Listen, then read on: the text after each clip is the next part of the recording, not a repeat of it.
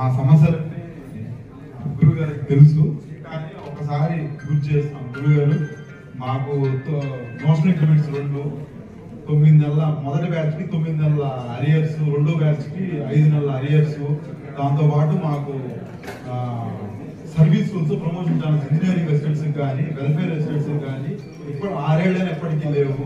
ఇంకా ఈ అక్టోబర్ 10 వచ్చిందంటే ఆటోమేటిక్ అడ్వాన్స్ స్కీమ్ కూడా మేము ఎలిజిబిలిటీ, కానీ అది గవర్నమెంట్ అది చర్చల దశలో ఉంది గురుగారు, మీ ద్వారా అది జరగాలి.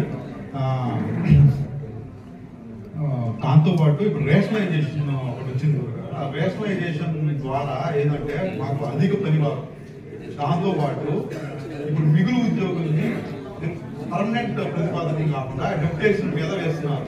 ఇక్కడ ఉన్న ఉద్యోగులు కూడా ఎఫ్ఏసీ లేకుండా ఇన్ఛార్జ్ ఇచ్చి అధిక పనివారం, దాంతోపాటు ఇప్పుడు ఎక్కువ సర్వేలు అయితే టార్గెట్ బేస్డ్ ఎక్కువ ఉన్నాయి.